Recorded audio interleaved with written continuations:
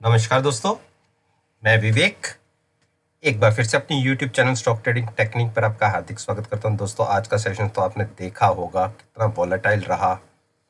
100 point ऊपर तक गए, 100 पॉइंट नीचे गए और अल्टीमेटली कह सकते हैं कि फ्लैट क्लोज हुए।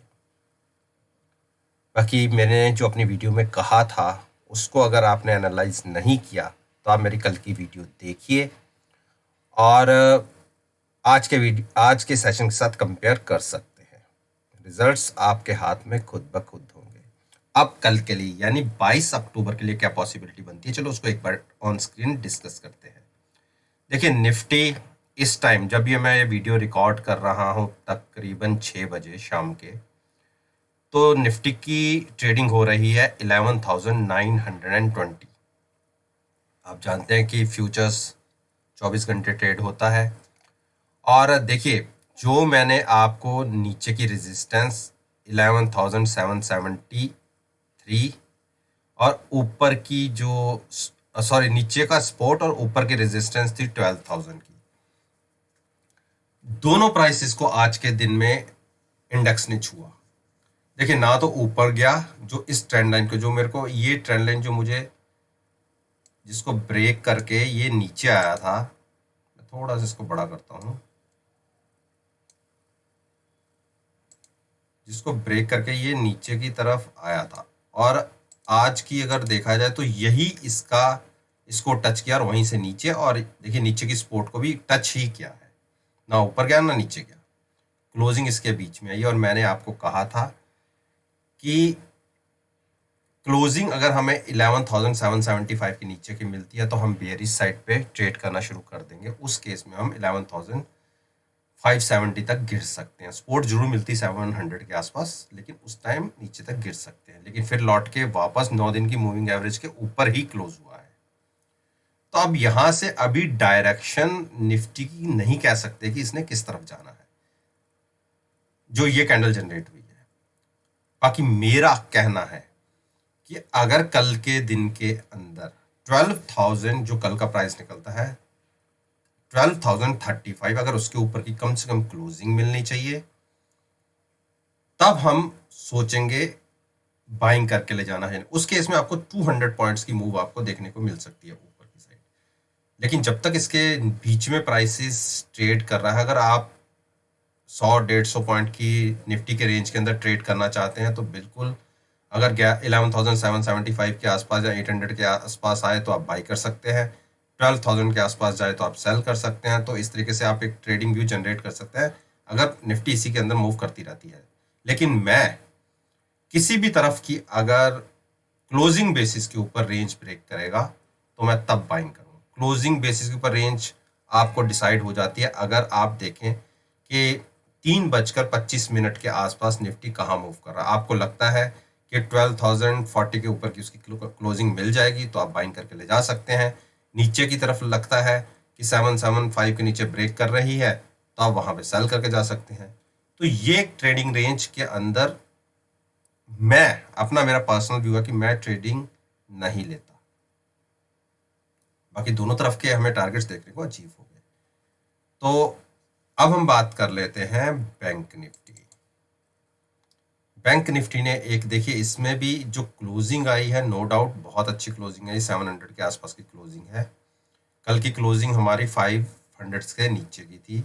आज एक बार हम नीचे काफ़ी 2400 तक गए, लेकिन फिर एक बाउंस बैक देखने को मिला, क्लोजिंग आई हायर साइड पर। और अब हमारा टारगेट हो सकता है जो 24,900 का, मैं मेंशन कर देता हूं क्योंकि एक बुलिश ट्रेंड के अंदर बैंक निफ्टी ट्रेड ले रही है। और एक बार इसका आरएसआई और बाकी डाटा भी चेक कर लेते हैं। अगर आप देखिए 66 के आसपास आरएसआई पहुंच चुका है, थोड़ी सी गुंजाइश बचती है, फिर हम ओवरबॉट हो जाएंगे तो उसके बाद एक करेक्शन की उम्मीद कर सकते हैं। तो बिल्कुल अगर किसी ने ट्रेडिंग व्यू लेना है तो जहां आज की क्लोजिंग आई है उससे तकरीबन 150 पॉइंट्स नीचे का 550 का 24,550 का स्टॉप लॉस लेके आप फ्लैट टू पॉजिटिव ओपन होते हैं तो आप बाई करिए। ट्रेंड नो डाउट पॉजिटिव है, लेकिन जब इतना बड़ा अप ट्रेंड ऊपर की तरफ जा चुका है तो एक करेक्शन की उम्मीद हम कर सकते हैं। तो कॉन्शियस होकर ट्रेड लीजिएगा, बाइंग साइड पर आप ट्रेड ले सकते हैं। लेकिन अगर 550 ब्रेक हो नीचे की तरफ तो हमें नीचे की तरफ के भी 400 पॉइंट बहुत तेजी से खो देंगे। तो कॉन्शियस होकर ट्रेडिंग भी लीजिए। ट्रेंड अप ट्रेंड है, बाइंग के साथ जाना अच्छा रहेगा। अब हम बात करते हैं निफ्टी का दिग्गज शेयर रिलायंस। रिलायंस हमें क्या कहता है, देखिए कंटिन्यूस एक बेयरिश ट्रेंड में था और आज की जो मैंने देखी, ये मैंने मेंशन की हुई है 2127 का प्राइस था। अगर इसके नीचे रिलायंस चला जाता है तो एक बड़ा डाउन साइड पर तकरीबन मान के चलिए 1900 तक भी गिर सकता है। तो यही एक प्राइस था जिसके ऊपर क्लोजिंग आई है। अब कल की ओपनिंग बहुत मैटर करती है। अगर आज की क्लोजिंग के नीचे क्लोजिंग में ओपनिंग मिल जाती है हमें 2100 के आसपास, तो आप देखिएगा बड़ी सेलिंग इसमें दिख सकती है। तो उस केस में आप एक काम कर सकते हैं, थोड़ा सा बड़ा स्टॉप लॉस लेके 2165 का आप शॉर्ट कर सकते हैं। 40 to 50 पॉइंट्स का मैं स्टॉप लॉस की बात कर रहा हूँ। फ्लैट टू नेगेटिव ओपन होते हैं, 15 से 20 मिनट देखिएगा, शॉर्ट में पोजीशन क्रिएट कर सकते हैं। मैं बड़े रेयर केसेस में बोलता हूँ कि निफ्टी को इसको रिलायंस को शॉर्ट करिए या रिलायंस में कोई ट्रेड लीजिए, लेकिन अब सामने रिलायंस में ट्रेड दिख रहा है तो आप शॉर्ट में पोजीशन क्रिएट कर सकते हैं। कंडीशन वही है कि 15 से 20 मिनट कम से कम देखिएगा। HDFC बैंक आज एक अच्छा मूव दिखाया। HDFC बैंक में मैं तो बेरिश हूँ, और क्योंकि काफ़ी बड़ा मूव दे चुका है, ऑलरेडी हम ओवर बॉट हो चुके हैं। तो मैंने तो 1200 पर ही शॉर्ट बोला था कॉल लेके, और हमें टारगेट वो देखने को भी मिले।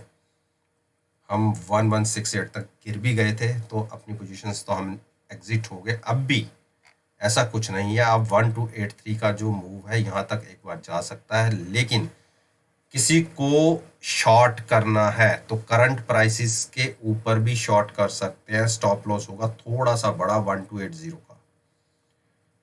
मेरे को उम्मीद है कि हम 1200 फिर से टच करेंगे इसके अंदर, क्योंकि RSI ओवर बॉट जोन के अंदर है, और एक उम्मीद हम कर सकते हैं कि एक फॉल आना चाहिए। लगातार कोई भी प्राइस अगर एक ही तरफ को चलता है तो उसके गिरने की पॉसिबिलिटी भी उसी हिसाब से रहती है। तो शॉर्ट की मैंने पोजीशन बनाई, लेकिन मैं इन प्राइसेस के ऊपर बाइंग नहीं करूंगा।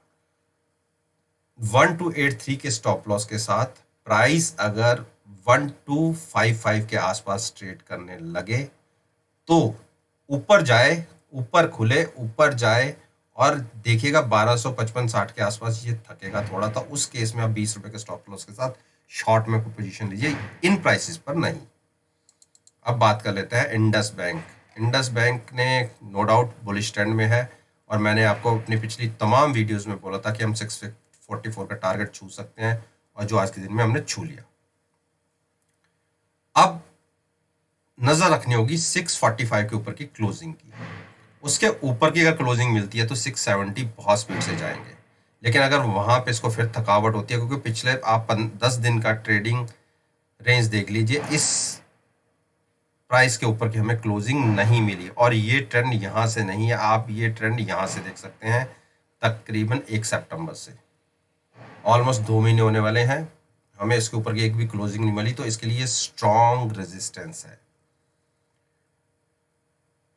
नो डाउट कि ट्रेंड पॉजिटिव है, ट्रेंड पॉजिटिव है, लेकिन अगर प्राइस यहां आपको लगता है कि थक रहा है, मतलब 645 को क्रॉस करने में बहुत दिक्कत आ रही है, तो आप शॉर्ट साइड पर अपनी पोजीशन क्रिएट कर सकते हैं 615 के टारगेट के साथ।